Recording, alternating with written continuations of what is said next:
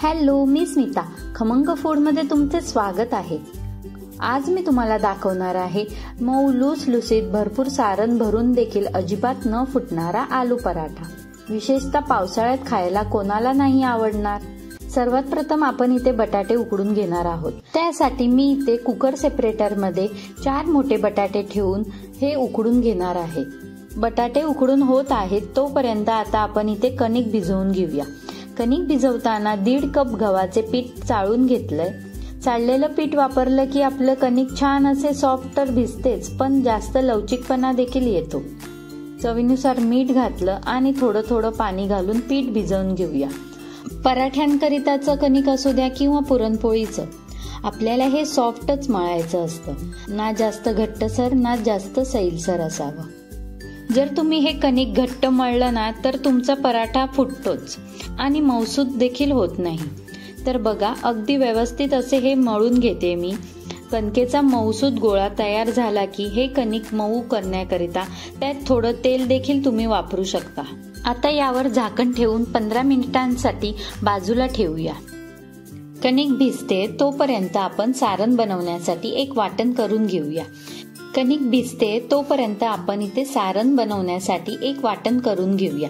त्यासाठी मी इथे 1 इंच आलं, 10 ते 15 लसूण पाकळ्या, 6 ते 7 हिरव्या मिरच्या, थोडी कढीपत्त्याची पानं, अर्धा चमचा बडीशेप आणि 1 चमचा जिरं हे सर्व मिक्सर जार मध्ये घालायचे आणि अजिबात पाणी न घालता छान असे वाटण करून घ्यायचे आहे.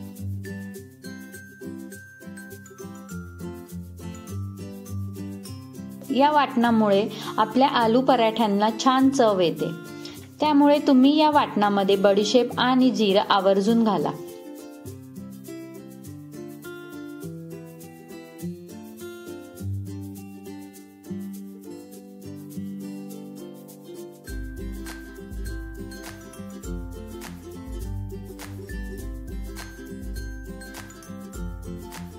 या ठिकाणी आपले हे वाटण तयार झालेलं आहे.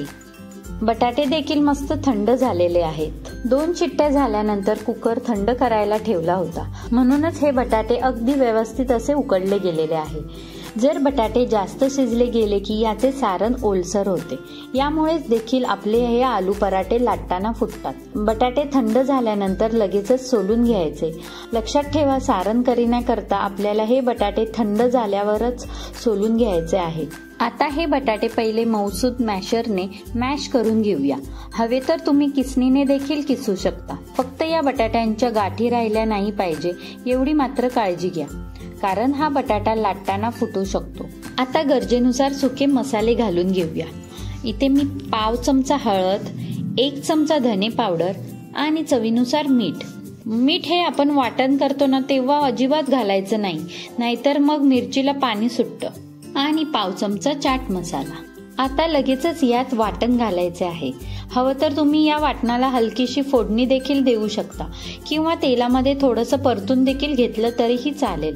शेवटी भरपूर अशी बारीक चिरलेली कोथिंबीर घालून हे सर्व साहित्य व्यवस्थित असे एकजीव करून घ्यायचे आहे.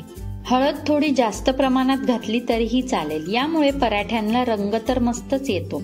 तर बघा, अजिबात पाणी न सुटता मऊसूत आपले सारण तयार झालेले आहे. अजिबात हातांना चिकटत देखील नाहीये. तरी देखील काही वेळेला पराठे लाटायला उशीर झाला तर या सारणाला पाणी सुटू शकतो. अशा वेळी या सारणामध्ये 2 ते 3 चमचे छान असे भाजून घेतलेले बेसन घालायचे आहे.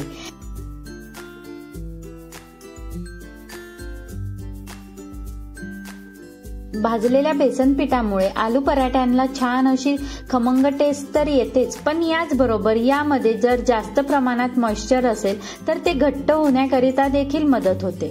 आता आपले हे सारणच बघा ना किती कोरडं झालेलं आहे. याचे आपण आता गोळे तयार करून घेऊया.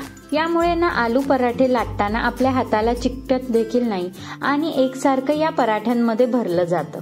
तर इकडे बघा, आपलं हे मळलेलं कणिक किती छान असे मऊसूत भिजलं देखील आहे. आता आपण जेवढं सारणाचा गोळा घेतला आहे ना त्यापेक्षा थोडा छोटा या कणकेचा गोळा घ्यायचा आहे.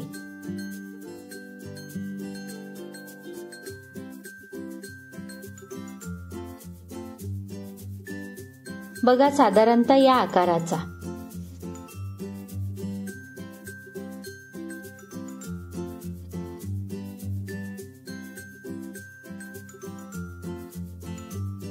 आता या कणकेच्या गोळ्याची वाटी बनवून घ्यायची आहे.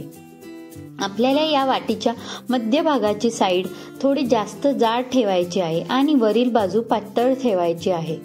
यामुळे पराठा दोन्ही बाजूंनी व्यवस्थित असा लाटला जातो.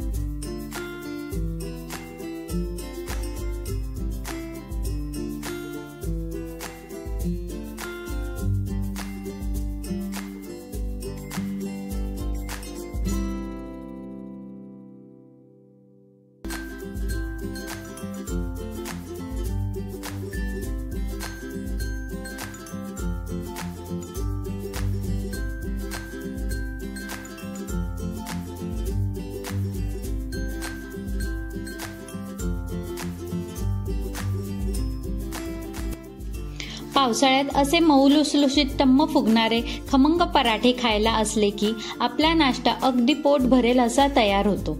हे तयार झालेले पराठे एखाद्या चटणी बरोबर, दह्याबरोबर किंवा असेच खाल्ले तरी देखील टेस्टी लागतात. त्यामुळे तुम्हाला मी सांगितलेल्या टिप्स कशा वाटल्या हे कमेंट्स करून नक्की कळवा. तुम्हाला आजची ही रेसिपी कशी वाटली कमेंट्स करून नक्की कळवा. पुन्हा भेटूया तुमच्या आवडत्या नवीन रेसिपी बरोबर. तोपर्यंत बाय बाय.